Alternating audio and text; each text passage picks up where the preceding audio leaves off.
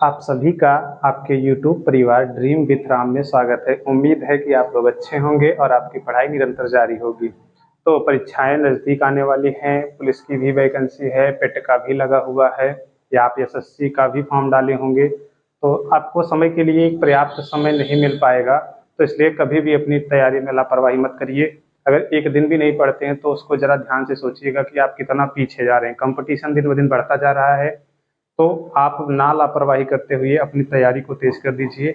आज हम जो टॉपिक पढ़ने वाले हैं वो आधुनिक भारत के अंतर्गत पढ़ने वाले हैं और उस टॉपिक का नाम है भारतीय राष्ट्रीय कांग्रेस। ये आपको ध्यान रखना है, भारतीय कांग्रेस के बारे में हम पढ़ने वाले हैं। इसकी स्थापना पढ़ेंगे और इसके अधिवेशन जो सन वाइज हैं इनको हम याद कर लेंगे और इनके जो अध्यक्ष थे वो याद कर लेंगे। ये हमको ध्यान रखना है। चलिए हम पढ़ना स्टार्ट करते हैं। तो सबसे पहले देखेंगे भारतीय राष्ट्रीय कांग्रेस। इसकी स्थापना देखेंगे तो इसकी स्थापना हुई थी, डेट याद रखिएगा, 28 दिसंबर 1885। इसकी स्थापना हुई थी 28 दिसंबर 1885 को इसकी स्थापना की गई थी। और ये स्थापना हुई कहाँ थी? तो ये हुई थी गोकुलदास तेजपाल संस्कृत विद्यालय में। ये यहाँ पे इसकी स्थापना हुई थी। और ये कहाँ पे था? तो ये जो विद्यालय था संस्कृत विद्यालय, ये था बम्बई में। ये बम्बई था, उस समय मुंबई का नाम था बम्बई। ये आपको ध्यान रखना है। तो बम्बई में इसकी स्थापना की गई थी। अब ये एक चीज और ध्यान रखेंगे, इसके जो स्थापना करने वाले थे इनका नाम क्या था? तो इनका नाम था A.O. ह्यूम। A.O. ह्यूम, इनका पूरा नाम याद रखिएगा, एलन, इसको लिख लीजिएगा भाई, एलन ऑक्टेवियन। अगर आपको यहाँ दिखाई ना दे रहा हो तो मेरी बातों को सुनिएगा। एलन ऑक्टेवियन ह्यूम, इनका ये पूरा नाम था। ये रहने वाले कहाँ के थे? तो ये रहने वाले थे स्कॉटलैंड के। स्कॉटलैंड के रहने वाले थे और ये एक असैन्य अधिकारी थे। यानी ये सैन्य अधिकारी नहीं थे, ये एक असैन्य अधिकारी थे, आपको ध्यान रखना है। चलिए एक दो पॉइंट और देखिए।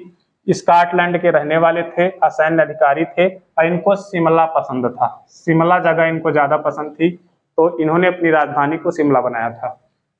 एलन ऑक्टेवियन ह्यूम रहने वाले थे स्कॉटलैंड के, असैन्य अधिकारी थे, शिमला को अपनी राजधानी बनाई थी और भारतीय राष्ट्रीय कांग्रेस की स्थापना की थी। तो सबसे पहले जो ये आप देख रहे हैं भारतीय राष्ट्रीय कांग्रेस, तो इसका नाम भारतीय राष्ट्रीय कांग्रेस नहीं था। इसका नाम सबसे पहले था भारतीय राष्ट्रीय संघ। इसका पहले नाम था भारतीय राष्ट्रीय संघ। तो इसमें एक सुझाव दिया किसने? तो दादा भाई नौरोजी।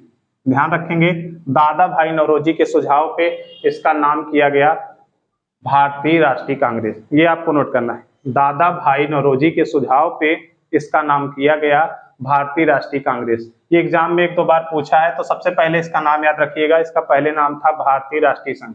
और आगे बढ़िएगा, सबसे ज्यादा पूछेगा, सबसे ज्यादा अधिवेशन किस जगह पे हुआ है? तो याद रखेंगे 10 बार हुआ है। और 10 बार कहाँ हुआ है? तो कोलकाता में, सॉरी भाई, 10 बार कोलकाता में हुआ है। कोलकाता है कहाँ? तो कोलकाता है पश्चिम बंगाल। सबसे अधिक बार आपसे पूछेगा कहाँ हुआ है? तो 10 बार। और दूसरा नंबर पूछ लेगा तो दूसरे नंबर पे याद रखिएगा बम्बई और मद्रास है। बम्बई में भी 7 बार हुआ है और मद्रास में भी 7 बार हुआ है। बम्बई में 7 बार और मद्रास में 7 बार। सबसे ज्यादा बार कहाँ? तो आप बताएंगे कोलकाता में। इधर पूछेगा आपसे भारत के बाहर कहाँ हुआ है? तो भारत के बाहर 2 जगह पे कौन कौन सा? एक है लाहौर, एक है कराची। लाहौर और कराची। लाहौर में 4 बार हुआ है और कराची में आपका 2 बार हुआ है। ये याद कर लीजिएगा। अब आगे बढ़िएगा। अब आज जो आपको हम सिखाने वाले हैं, इनके सन सिखाने वाले हैं, यानी इनकी डेट सिखाने वाले हैं। और टोटल हम ट्रिक के माध्यम से एक साथ में हम 1 दर्जन से अधिक, 1 दर्जन का मतलब समझ रहे हैं, यानी 14, 12, यानी 1 दर्जन में 12 होते हैं, तो 12 से अधिक हम 14 की डेट याद कर लेंगे और उन 14 के हम अध्यक्ष देख लेंगे। फिर उसके बाद यदि आप कहेंगे तो उसके लिए अलग वीडियो बना देंगे। चलिए आइए पढ़ते हैं। देखिए, अब इसकी ट्रिक है, जो अधिवेशन हुए थे इसकी ट्रिक है क्या? तो इसकी ट्रिक याद करिएगा। इसकी ट्रिक आपको 3 बार बोलना है, याद हो जाएगा। बकमई और बकनई। देखिए इसमें कुछ नहीं बदला है, ये माँ के स्थान पे ना आ गया है। तो यानी एक बार आप कहिएगा बकमई, एक बार कहिएगा बकनई, उसके बाद कहिएगा लामपुक, उसके बाद कहेंगे लामपुक, उसके बाद एक चीज और कह दीजिएगा अम्मा। अम्मा कह दीजिएगा। अम्मा ज्यादातर उधर बुलाते हैं भाई, दक्षिण भारत के लोग अम्मा कहते हैं। और कहीं कहीं हम लोग भी प्यार से यहाँ कहते हैं अम्मा। तो चलिए ये आपको याद हो गया होगा। अब इनकी नंबरिंग अगर आप करेंगे तो देखिए, बा से आपका बन जाएगा बम्बई, और का से आपका बनेगा कलकत्ता, अम्मा से बनेगा मद्रास, और ई से बनेगा आपका इलाहाबाद। आगे बढ़ेंगे, फिर इस बा से आपका बनेगा बम्बई, इस का से आपका कलकत्ता, अब इस ना से यहाँ पे ना बदल गया तो इससे बना है आपका नागपुर, और इस ई से बना है आपका इलाहाबाद। इलाहाबाद का भी नाम चेंज हो गया है, प्रयागराज हो गया। तो आपको कमेंट में ये बताना है कि इलाहाबाद का नाम कब चेंज किया गया प्रयागराज। चलिए आगे बढ़ेंगे, ला से आपका होगा लाहौर, और मा से होगा आपका मद्रास, और इस पू से देख रहे हैं, आपको पू से याद रखना है पुणे, पू से पुणे। आगे बढ़ेंगे का, तो का से आपका कलकत्ता अथवा कोलकाता। अब अम्मा से देखेंगे तो अम्मा से है आपका अमरावती। अमरावती कहीं कहीं किताबों में इसको महाराष्ट्र भी देता है, लेकिन आप ये दोनों याद रखिएगा, मेनली आप अमरावती लगाइएगा। तो अमरावती और उसके बाद ये महाराष्ट्र रहेगा, तो ऑप्शन दोनों साथ में नहीं देगा, तो कई किताबों में महाराष्ट्र भी देता है, अमरावती।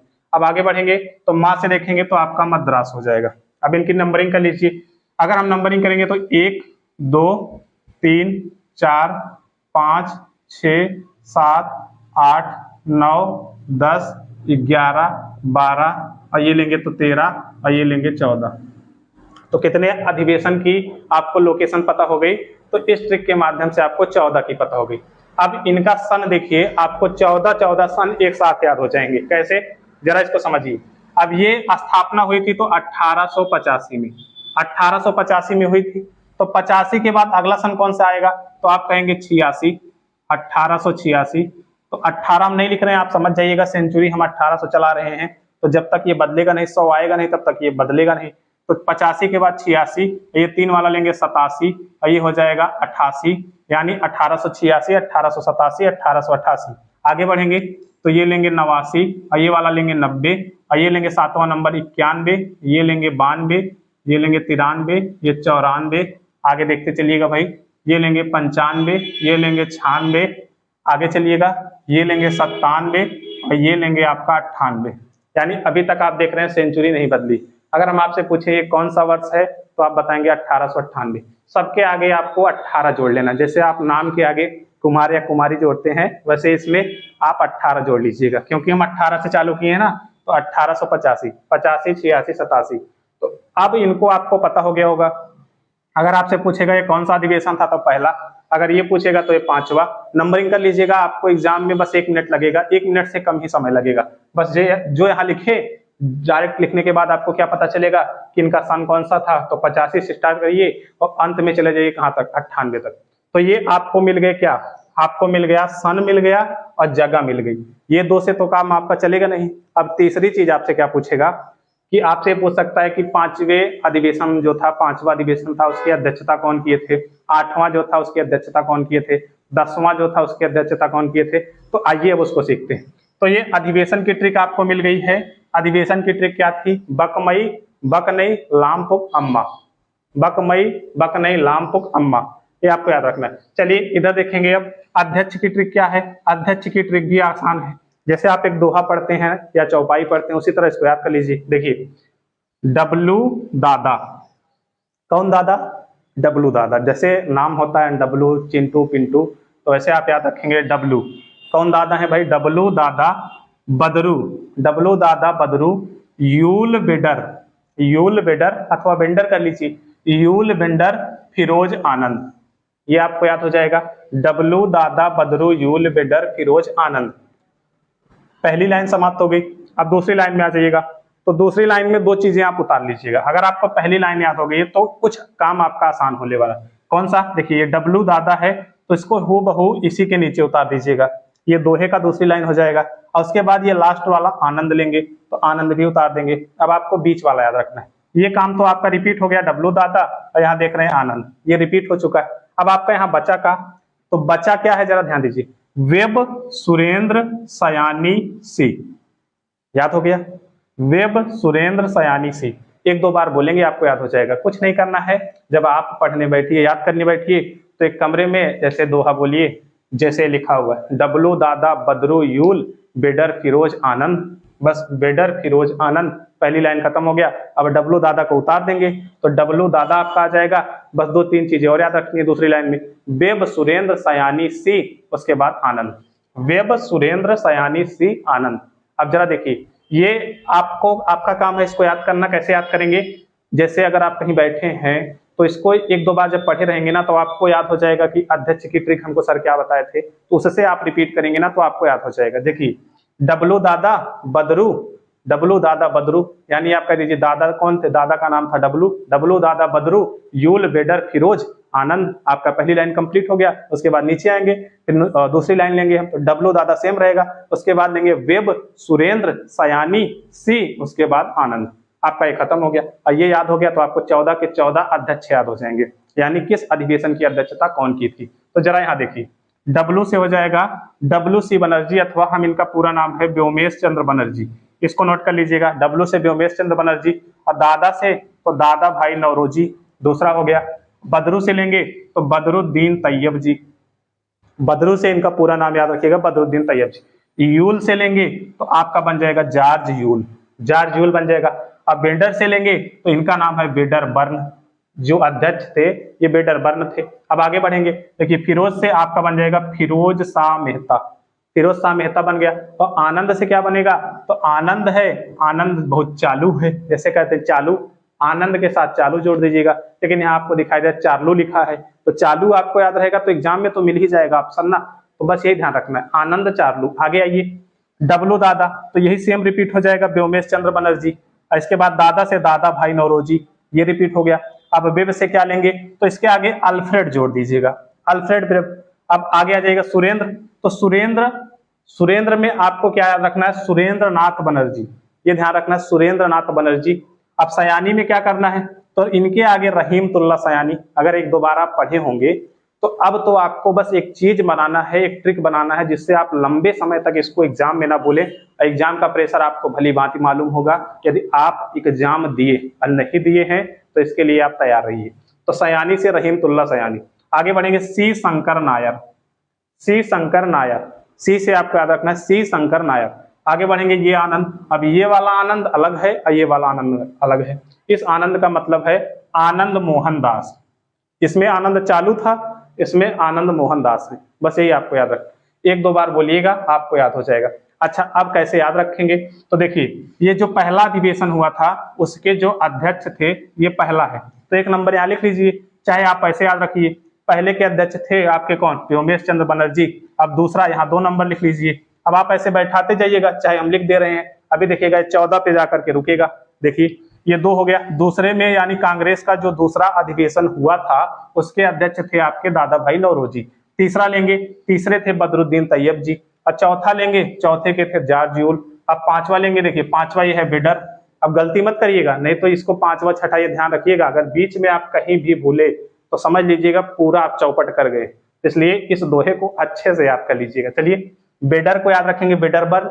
अच्छे में लेंगे आपका फिरोज शाह मेहता हो जाएंगे, और 7 में कौन हो जाएगा, 7 में हो जाएंगे आनंद चार्लू, यानी ये 7वां अधिवेशन जो था इसके अध्यक्ष कौन थे, आनंद चार्लू। आगे बढ़ेंगे, डब्लू, ये 8 नंबर पे हो जाएंगे। डब्लू का मतलब हम आपको ऊपर बता चुके हैं, व्योमेश चंद्र बनर्जी। और दादा का मतलब देखेंगे तो ये 9 नंबर होगा, दादा भाई नौरोजी। और 10 नंबर देखेंगे तो ये 10 नंबर अल्फ्रेड वेब। और 11 नंबर पे आप देखेंगे सुरेंद्र नाथ बनर्जी। अब 12 नंबर पे देखेंगे, 11 के बाद आपका 12 है, 12 पे है रहीमतुल्लाह सयानी। 80 पे देखेंगे तो ये 13 नंबर होगा, और ये आनंद देखेंगे तो ये 14 नंबर होगा। और देख लीजिए यहाँ 14 नंबर है, यहाँ हम आपको 14 अधिवेशन बताए हैं, इनके स्थान बता दिए हैं, और इनके अब आपको हम ये याद करा दिए हैं कौन इसके अध्यक्ष थे। अब इसमें क्या करना है आपको, देखिए 2-3 पॉइंट और नोट करना है। इधर आप देख रहे हैं, देखिए दादा भाई नौरोजी, इनके आगे आपको एक चीज नोट कर लेनी है, दादा भाई नौरोजी।